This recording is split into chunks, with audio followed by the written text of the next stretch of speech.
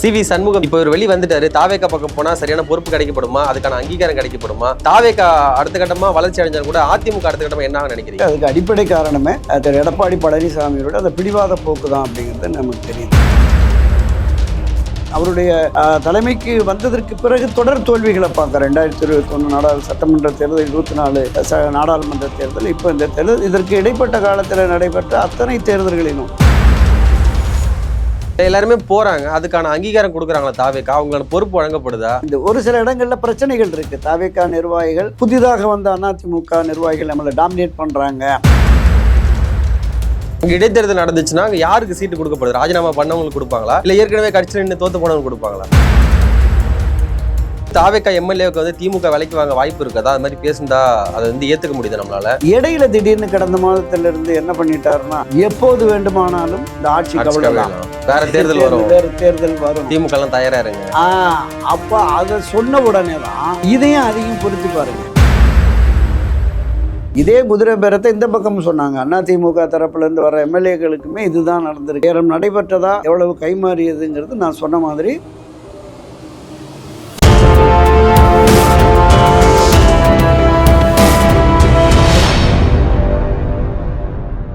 யூத்தமிழர்களுக்கு வணக்கம். இன்றைய சிறப்பு நேர்காணல் நம்முடைய இணைந்திருப்பவர் மூத்த பத்திரிகையாளர் திரு துரைக்கருணா அவர்கள். வணக்கம் ஐயா. வணக்கம் சோதரா. எப்படிங்க இருக்கீங்க? நலமா இருக்கேன். நீங்க நலமா இருக்கீங்க? நலமா இருக்கேன் ஐயா. மகிழ்ச்சி. சிறப்பு. சி.வி. சண்முகம் தரப்பு நேற்று தினம் அதிமுக வெளியில் வந்திருக்காங்க. அவர் வந்தது மட்டும் இல்லாம கிட்டத்தட்ட 1000க்கு மேற்பட்ட தொண்டர்கள் வெளியே வந்திருக்காங்க.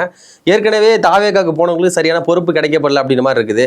இப்போ ஒரு வெளி வந்துட்டாரு. தாவேக்கா பக்கம் போனா சரியான பொறுப்பு கிடைக்கப்படுமா, அதுக்கான அங்கீகாரம் கிடைக்கப்படுமா, தாவேக்கா அடுத்த கட்டமா வளர்ச்சி அடைஞ்சாலும் கூட அதிமுக அடுத்த கட்டமா என்ன நினைக்கிறீங்க ஐயா? இல்ல, அனைத்து இந்திய அண்ணா திராவிட முன்னேற்ற கழகத்தை பொறுத்தளவில் இந்த 2026 சட்டப்பேரவை தேர்தலுக்கு பிறகு ஒரு பெரிய பிரச்சனையில், மிகப்பெரிய பிரச்சனைகள் இருக்குது. அதுக்கு அடிப்படை காரணமே திரு எடப்பாடி பழனிசாமியோட அந்த பிடிவாத போக்கு தான் அப்படிங்கிறது நமக்கு தெரியுது.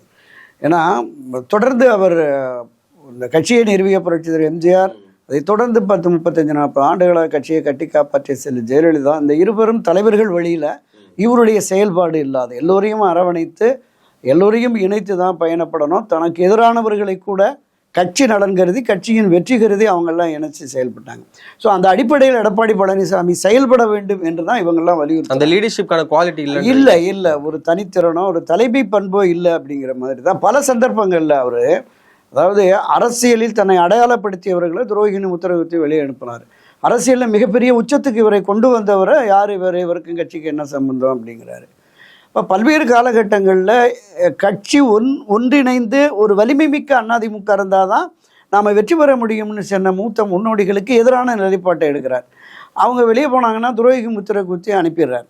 அப்போ இந்த செயல்பாடு என்பது கட்சியை மறுபடியும் ஒரு சரிவுக்கு, மிக பெரும் பின்னடைவுக்கு கொண்டு போகுது. இதனால் பெரும் தோல்வி தவிர்க்க முடியாதாயிடுது. அவருடைய தலைமைக்கு வந்ததற்கு பிறகு தொடர் தோல்விகளை பார்க்க 2021 சட்டமன்ற தேர்தல், 24 நாடாளுமன்ற தேர்தல், இப்போ இந்த தேர்தல், இதற்கு இடைப்பட்ட காலத்தில் நடைபெற்ற அத்தனை தேர்தல்களிலும், ஊரக உள்ளாட்சி தேர்தல், எல்லா தேர்தல்களிலுமே தோல்வி. இப்போ பல பேர் எடப்பாடி பழனிசாமிக்கு ஆதரவு நிலைப்பாட்டில் இருக்கிற அரசியல் விமர்சகர்கள், ஒரு சில பத்திரிகையாளர்களும் அவரை விட்டால் வேற யாரும் இல்லை, அவர் தான் அந்த தலைமைக்கு தகுதியானவர் அப்படிங்கிற மாதிரி பேச தொடங்கிட்டாங்க. அவர் ஒன்றும் பெரிய தோல்வியெல்லாம் அடையலை, அப்போ 47 பிடிச்சிருக்காரு, 22% வந்திருக்கிறாருன்னு. வெற்றி முக்கியம். அந்த வெற்றி எப்படி இருக்கணும்? ஆட்சி அதிகாரத்திற்கு வரக்கூடிய வெற்றியாக இருக்கணும். புரட்சியர் எம்ஜிஆர் 80 நாடாளுமன்ற தேர்தலில் ஒரு சரிவு ஏற்பட்டது, ஒரு தோல்வி ஏற்பட்டது. 6 மாதத்தில் 5 மாதங்களில் நடைபெற்ற சட்டப்பேரவை தேர்தலில் மீண்டும் வெற்றி பெற்று முதலமைச்சராகிறார். 96 செல்வி ஜெயலலிதா மிகப்பெரும் தோல்வி, அவங்களே தோத்துடுறாங்க. 2021 ஆட்சியை பிடிச்சிடறாங்க. அதுதானே அதிமுக வரலாறு. 4 சீட்டு தான். ஆமா, இந்த 54 வருடத்துல இல்லாத ஒரு பெரும் தோல்வி, பின்னடைவு, சரிவை அதிமுக சந்திச்சிருக்கு. இதுல இருந்து கட்சியை மீட்டெடுக்கணும்னு முன்னணி தலைவர்கள் சொன்னாங்கன்னா அவர் கேட்க மாட்டேங்கிறார். திமுகவும் தோல்வி நல்லா சந்திச்சிருக்காங்க. 91 திமுக படுதோல்வி அடைஞ்சிருக்காங்க, 2 சீட் தான் ஜெயிச்சாங்க. அதன் பிறகு அவங்க ஆட்சியை பிடிக்கலையா? அந்த மாதிரி இதுக்கப்புறம் வரக்கூடிய காலங்களில் வர வாய்ப்பு இல்லையா? இல்லை, அதுதான் சொல்றேன். தொடர் தோல்வி என்பது நீங்க குறிப்பிட்டது மாதிரி 89-90 திமுக ஆட்சியில் இருக்கு, 91 மிக மோசமான தோல்வி. திரு கருணாநிதி மட்டும்தான் வெற்றி பெறுகிறார். அப்புறம் வந்த தேர்தலில் தான் பரிதி இளவழுதியும் செல்வராசன் வர்றாங்க. ஒரே ஒருத்தர் தான் வெற்றி பெறுறார். 96 ஆட்சிக்கு வந்துடுறாங்க. அது மாதிரி ஒரு தேர்தல் 2 தேர்தல்னா பரவாயில்லைங்க, தொடர்ந்து 10-11 தோல்விகள். அதுதான் கட்சியினுடைய நிர்வாகிகள் தொண்டர்கள் மத்தியில் எடப்பாடி பழனிசாமி மீதான அவநம்பிக்கை உருவாயிடுச்சு. இன்னொரு பக்கம் திமுக கூட வந்து கூட்டணி அமைச்சு ஆட்சி அமைக்கிறது முடிவு பண்ணாரு. அது பிடிக்காத காரணத்தினால தான் நிறைய பேர் இப்ப வெளியில வராங்கன்ற மாதிரி செய்தி. ஆமா ஆமா, இப்ப சிபி சண்முகம், தங்கமணி, வேலுமணி, நத்த விஸ்வநாதன், விஜயபாஸ்கர் இவங்க சொன்ன குற்றச்சாட்டே அதுதான். அதாவது தேர்தலுக்கு முன்னதாகவே தாவேகா விஜயோட கூட்டணி வைப்போம் அப்படின்னு பேசுறாங்க. ஆனால் நான் தான் முதலமைச்சர், அது ஒரு பிடிவாதமா வரணும் அப்படிங்கிறாரு. அவங்க தாவேகா நாங்கள் புதிய கட்சி, நாங்கள் ஆட்சி அதிகாரத்தில் வரணும்னு தான் தேர்தல் பிரச்சாரம். விஜய் தலைமையில் ஆட்சின்னு பிரச்சாரம் பண்ணுறோம். விஜய் சிஎம்மா இருக்கட்டும், அவர் வேணா டெப்டி சிஎம்மா இருக்கட்டும் அப்படின்னு ஒரு தாவேகா தரப்பில். இன்னொரு கருத்து என்னன்னா 50-50 சீட் ஷேரிங் போட்டு 2.5 மாதம் அவர் இருக்கட்டும், 2.5 மாதம் 2.5 வருடங்கள் அவர் இருக்கட்டும், 2.5 வருடங்கள் இவர் இருக்கட்டும் அப்படிங்கிற மாதிரிலாம் பேசியிருக்காங்க. எதுக்குமே எடப்பாடி பழனிசாமி ஒப்புக்கொள்ளவில்லை என்பதால் தான் அந்த பிரேக் ஆகுது. ஒருவேளை அப்படி ஒத்துருந்தாங்கன்னா கண்டிப்பா இன்னைக்கு ஆட்சியை பிடிச்சிருக்கலாம். நிச்சயமா பெரிய அளவில் வெற்றி சாத்தியப்பட்டிருக்கும். ஒரு கூட்டணி ஆட்சி முதன்முறையாக இன்னைக்கு தாவேக்கா நடத்துகிற மாதிரி மிக பெரும் பலத்தோடு இருக்கிற ஒரு 60-70 சீட்டாவது அதிமுக வந்திருக்கும். அப்போ ஒரு பெரிய வலுவான ஒரு 5 ஆண்டுகள் ஒரு கூட்டணி ஆட்சி நடந்திருக்கும். தேர்தலுக்கு பிறகுமே இந்த நிர்வாகிகள் சொல்லியிருக்காங்க, அவர் தான் ஆட்சி அதிகாரத்தில் பங்குன்னு சொல்கிறாருல, நாம் வந்து போய் ஆதரவு அளிப்போம் அப்படின்னு சொல்கிறாங்க. இல்லை நம்முடைய அதிமுக அடுத்த ஆட்சிக்கு வருவதற்கு அதில் ஜாயின் பண்ணிட்டோம்னா நம்மளால் முடியாது அப்படிங்கிற ஒரு நியாயமான கருத்தை தான் எடப்பாடி பழனிசாமி சொன்னார். அப்போ வேணால் ஒரு நிபந்தனையற்ற ஆதரவுன்னு போவோம். ஒரு நிபந்தனையற்ற ஆதரவு அப்படின்னு போகிற போது ஒரு 2-3 வருஷம் அவங்களுடைய செயல்பாடுகளை பார்த்து சரியில்லைன்னா புரட்சித் தலைவர் வழியில், அம்மா வழியில் இந்த ஆட்சி இல்லைன்னு சொல்லிட்டு ஒரு 2 ஆண்டுகள் எதிராக நம்ம களமாடினோம்னா வெற்றி சாத்தியங்கிற மாதிரி பேசியிருக்காங்க. அவர் அதுக்கும் ஒப்புக்கொள்ளலை. ஸோ இந்த நிலைப்பாடு வருகிற பொழுது தான் திமுகவினுடைய ஆதரவோடு எடப்பாடி பழனிசாமி முதலமைச்சராக வர முயற்சிக்கிறார். அது தொடர்பாக அவரே பேசியிருக்காரு. புதுச்சேரியில் ரிசார்ட்ஸில் எம்எல்ஏக்கள்கிட்ட பேசியிருக்கிறார். அப்போ இதை ஏற்காமல் தான் அந்த ஒரு 25 பேர் தனியாக வந்து தாவேகாவுக்கு ஆதரவாக நம்பிக்கை தீர்மானத்தில் வாக்களிக்கிறாங்க. அதில் அந்த கட்சி மாறல் தடை அது வந்து ஆபத்து வந்துடும் சட்டமன்ற உறுப்பினருக்கு, கட்சி தாவல் தடை சட்டம் வந்துடுச்சு, அதன் அடிப்படையில் நடவடிக்கைக்கு உட்பட போகிறோமோங்கிறதுனால தான் திரும்ப போய் அவங்க மன்னிப்பு கடிதம் கொடுத்து சேர்ந்துட்டாங்க. அதில் கிட்டத்தட்ட முதல்ல ஒரு 4, அப்புறம் சி விஜயபாஸ்கர், எம்ஆர் விஜயபாஸ்கர் 2, அப்புறம் 6 பேர் அதிமுகவிலிருந்து விலகி அங்கே போய் ராஜினாமா பண்ணிட்டு சேர்ந்துட்டாங்க. ஏராளமான முன்னாள் அமைச்சர்கள், முன்னாள் எம்பி, முன்னாள் எம்எல்ஏ, முன்னாள் வாரிய தலைவர்கள்னு நிறைய பேர் தாவேக்காவில் வரிசை கட்டி சனிக்கிழமை ஆச்சுன்னா அங்கே ஒரு பெரிய திருவிழா நடக்குது. இல்லை எல்லாருமே போகிறாங்க, அதுக்கான அங்கீகாரம் கொடுக்குறாங்களா தாவேக்கா? அவங்களோட பொறுப்பு வழங்கப்படுதா? இல்லை, தாவேக்காவுக்கு போகிறவங்களுக்கு இப்போதைக்கு பொறுப்புகள் ஒரு சிலருக்கு வழங்கியிருக்கிறாங்க, ஒரு சிலர் வெயிட்டிங் லிஸ்ட்டில் வச்சுருக்காங்க. அது எப்போ போட போகிறாங்கிறது அவங்களுக்கு தான் தெரியும். அது தாவேக்கா வந்து ஒரு மிகப்பெரிய வலுவான கட்டமைப்புள்ள அரசியல் இயக்கமாக இல்லை. இந்த அதிமுகவில் இருந்து போகிற நிர்வாகிகளை வைத்து அவங்க கட்டமைப்பை உருவாக்கணுங்கிற மாதிரி. இப்போ தென் மாவட்டங்களில் இந்த ரெட்டியார்பட்டி நாராயணன், இவர் RS முருகன் போன்றவர்களுக்கெல்லாம் பொறுப்புகள் கொடுத்துருக்காங்க தாவேக்காவோட இணைந்து. ஒரு சில இடங்களில் பிரச்சனைகள் இருக்குது. தாவேக்கா நிர்வாகிகள் புதிதாக வந்த அதிமுக நிர்வாகிகள் நம்மளை டாமினேட் பண்ணுறாங்க அப்படிங்கிற மாதிரி ஒரு பார்வையும் இருக்குது. உங்களுக்கு தெரியும், நம்ம பாப்பிரெட்டிப்பட்டி முன்னாள் சட்டமன்ற உறுப்பினர், 2 முறை சட்டமன்ற உறுப்பினராக இருந்த கோவிந்தசாமி, அவர் தாவேக்காவில் இணைந்த 2-3 நாளில் லோக்கல் ஆட்கள் நமக்கு மரியாதை மதிப்பு தரலன்னு சொல்லிட்டு எனக்கு அரசியல் வேணாம், ஒன்று வேணாலும் அரசியலிருந்தே ஒதுங்கிட்டார். இந்த நிலைப்பாடுமே இருக்கிறது. அதனால் இப்போதைக்கு அவங்க பெரிய அளவில் போய் பெரிய பதவிகள் பொறுப்புகள் இப்போ வாங்க முடியுமா கிடைக்குமான்னு தெரியலை. நிறைய முன்னாள் அமைச்சர்கள்லாம் போய் அங்கே இணைந்திருக்கிறாங்க. இப்போ என்னை பொறுத்தளவில் என்னென்னா, இந்த நிலைப்பாடு என்பதுமே பொதுவெளிகளில் இவங்க மேலே ஒரு கடுமையான கோபத்தை, அதிருப்தியை தான் ஏற்படுத்தும். நீங்கள் அரசியலில் 30-40 ஆண்டுகள் பயணித்து அமைச்சர், மாவட்ட செயலர், பல்வேறு பொறுப்புகளில் இங்கே இருந்து ஒரு கட்சிக்கு நெருக்கடியினுடனே இந்த நேரத்தில் கட்சி தாவி வேறு முகாம் போகிறது என்பது நிச்சயமாக அது ஏற்கத்தக்கது அல்ல. அவங்களுடைய அரசியல் இருப்பை தக்க வச்சு கொள்ளவும் அது எதிர்கால அரசியல் வாழ்வுக்காகவும் அப்படி ஒரு முடிவு எடுக்கிறதா சொல்கிறாங்க. அது தவறானது தான். ஏன்னா உங்களை வளர்த்து ஆளாக்கி உங்களுக்கு பல்வேறு பதவிகள் பொறுப்புகளை கொடுத்த கட்சி இது மீண்டும் இது ஒரு பெரிய வலிமையான இயக்கம். நீங்கள் தமிழ்நாட்டில் ஆகப்பெரிய இயக்கம் அதிமுக தான். திராவிட முன்னேற்ற கழகத்தினரை விடவும் அதிக அளவுக்கு கட்டமைப்பு, தொண்டர் பலம், உறுப்பினர்கள் பலம், நிர்வாகிகள் பலம் கொண்ட கட்சி புரட்சித் தலைவர் எம்ஜிஆர், செல்வி ஜெயலலிதா காலத்தில் இருந்தது. தமிழகத்தினுடைய ஆகப்பெரிய அரசியல் கட்சி, இந்தியாவில் 3வது பெரிய கட்சியாக செல்வி ஜெயலலிதா நாடாளுமன்றத்தில் 51 பேர் மக்களவையிலையும் மாநிலங்களவையிலையும் கொண்டு வந்து நிறுத்திட்டு போன ஒரு கட்சி. 7 முறை ஆட்சி கட்சியாக இருந்திருக்கு தமிழ்நாட்டில். அதை வந்து ஒரு பெரிய அதல பாதாளத்திற்கு எடப்பாடி பழனிசாமி கொண்டு சென்று விட்டார் அப்படிங்கிறதுனால தான் இந்த பிரச்சனை. இப்போ சிவி சண்முகத்துக்கு வருவான். ஒரு விழுப்புரம் மாவட்டத்தில் அவர் வந்து நிச்சயமாக அந்த மாவட்டத்தில் உள்ள அத்தனை சட்டமன்ற தொகுதிகள்லையும் அவருக்கு செல்வாக்கு இருக்கிறது இவருக்கு தெரியும். பல சந்தர்ப்பங்களில் சிவி சண்முகம் கேண்டிடேட் தான் போட்டார், எல்லாமே பண்ணிகிட்டு இருந்தார். நீங்கள் அரசியல் ரீதியாகவும் சட்ட ரீதியாகவும் எடப்பாடி பழனிசாமிக்கு ஏற்பட்ட அத்தனை பிரச்சனைகள்லையும் சோதனைகள்லேருந்து அவரை காப்பாற்றி மீட்டெடுத்து கொண்டு வந்தது தங்கமணி, வேலுமணி, சிவி சண்முகம், இவங்க தான். அதை தாண்டி மற்ற நிர்வாகிகளுமே ஒத்துழைச்சாங்க. இன்றைக்கி அவங்களையே வெளியேற்றிட்டு துரோகி பட்டம் கூட்டுனதுனால தான் இவர் சொன்னார், ஒன்றும் இல்லை, நீங்கள் தான் பொதுச் செயலாளர் இருங்க, ஒரு அவசர செயற்குழு பொதுக்குழு கூடுவோம், அங்கே விவாதிப்போம், ஜனநாயக ரீதியில் இந்த தோல்விக்கு என்ன காரணம்னு விவாதிப்போம், ஒரு குழுவை போடுவோம், அந்த குழு எடுக்கிற முடிவின் அடிப்படையில் செயல்படுவோம் அப்படிங்கிற மாதிரி தான் சொல்கிறாங்க. அதை அவர் ஏற்க மாட்டேங்கிறார். ஏற்காமல் இப்போ மறுபடியும் முதிர்ந்து மாவட்ட நிர்வாகிகள் கூட்டங்கிறார். அடிக்கடி இவர் 2021 தேர்தலுக்கு பிறகும் மாவட்ட நிர்வாகிகள் கூட்டம் தான் போட்டார். 2024 தேர்தல் தோல்விக்கு பிறகும் மாவட்ட நிர்வாகிகள் கூட்டம் தான் போகிறார். இவர் நியமித்த மாவட்ட நிர்வாகிகள், இவரால் பதவி பெற்ற செயற்குழு பொதுக்குழு உறுப்பினர்கள், இது மட்டுமே போதும் அப்படிங்கிற மாதிரி கீழே இருக்கிற ஒன்றிய நகர பேரூர் கிளை நிர்வாகிகளை கண்டுக்கலை. அவங்களுக்கு ஆதரவு நிலைப்பாட்டில் இருந்த கட்சியின் அடிமட்ட தொண்டர்களையும் அவங்க கவனிக்கலை. இந்த மேல்மட்டத்தில் தனக்கு ஆதரவாக இருக்கிறவர்கள் மட்டுமே கட்சி என்கிற நிலைப்பாட்டில் போகிறார். இன்றைக்குமே இந்த மூத்த முன்னோடிகளெல்லாம் விலக்கி விட்டு அவருக்கு ஆதரவாக செயல்படுபவர்கள் யாரோ அவரை தான் அப்படிங்கிறோம். இப்போ கூட லால்குடி எம்எல்ஏ லீமராசர் வந்து கட்சியோட வெளியில் போகிறாங்கன்ற மாதிரி செய்திலாம் வந்துட்டு இருக்கு. அது உண்மை? அதுக்கான இல்லை, இப்போ லீமராசை பொறுத்தளவில் அவங்க வந்து ஜாயின் பண்ண உடனே கட்சியினுடைய மாநில இளைஞரணி இணை செயலாளர்னு பொறுப்பு கொடுத்தாங்க. உடனே ஒரு எம்எல்ஏ சீட்டு கொடுத்தாங்க. வெற்றி பெற்று வந்த உடனே கடந்த மாதத்துக்கு முன் மாதம் தேர்தல் ரிசல்ட்டு வந்து 5ஆம் தேதி ரிசல்ட் வருது. 6ஆம் தேதியே பத்திரிகையாளர் சந்தித்து சொல்கிறாங்க, தாவேகா தலைவர்களும் அதிமுக தலைவர்களும் பேசி கொண்டிருக்கிறார்கள், தாவேகா அரசுக்கு அவங்க ஆதரவு தெரிவிப்பாங்க, அது வெளியில் இருந்தால் அல்லது அமைச்சரவை இணைந்தாங்கிறது அப்புறம் தெரியுங்கிறாங்க. ஒரு கட்சியின் பொதுச் செயலாளர் அல்லது தலைமை பொறுப்பில் இருக்கிறவர்கள் தெரிவிக்க வேண்டிய கருத்தை ஒரு புதிய சட்டமன்ற உறுப்பினர், புதிதாக கட்சிக்கு வந்த மகளிர் அணி பொறுப்பாளர் சொன்னாங்கன்னா பொதுச்செயல் நடவடிக்கை எடுக்கணும்ல, எடுக்கலை. செங்கோட்டையனை சந்தித்து பேசுகிறாங்க. அப்போது இவர் மீது நடவடிக்கை எடுக்கணும்னு சொல்கிறாங்க. கட்சி மகளிர் அணி நிர்வாகிகள் சொல்கிறாங்க, நீங்கள் வந்து ஆர்எஸ்எஸ் விழாவில் போய் ஒரு கொடி அசைச்சார்னு கட்சியின் அமைப்பு செயலாளர் தலைவர் சுந்தரத்தை நீக்கினீங்க. பாஜகவுக்கு எதிராக கருத்து சொன்னதாக அன்வர் ராஜா புகழேந்திய கட்சியை விட்டு வெளியேற்றுனீங்க. பசும்பன் பகுதியில் போயிட்டு நம்ம ஓபிஎஸ் சசிகலா டிடிவியை சந்தித்தார் செங்கோட்டைன்னு அவரை கட்சியை விட்டு வெளியே அனுப்புகிறீங்க. அப்போ லீமாரிஸ் மீது ஏன் நடவடிக்கை எடுக்கலை? அவ்வளவு அதிகாரம், அவ்வளவு பணபலத்தினால அப்படி ஒரு நிலையா அப்படிங்கிற மாதிரியான கேள்வி அங்கே இருக்குது.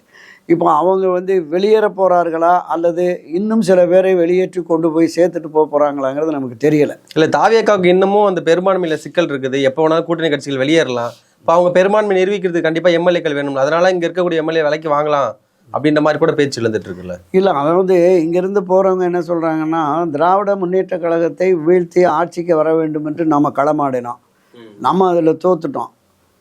தாவேகா வெற்றி பெற்றுச்சு, எதிர்கட்சியாகவும் திமுக போயிடுச்சு. அப்போ எந்த திமுகவை வீழ்த்த வேண்டும் என்று நாம் களமாடினோமோ அந்த திமுகவை வீழ்த்திய தாவேகாவுக்கு ஒரு தார்மீக ஆதரவு அளிப்போம். வெற்றி பெற்றதற்கு பிறகு ஒரு தார்மீக ஆதரவு அளிப்போம் அப்படிங்கிற விஷயத்த சொல்கிறாங்க.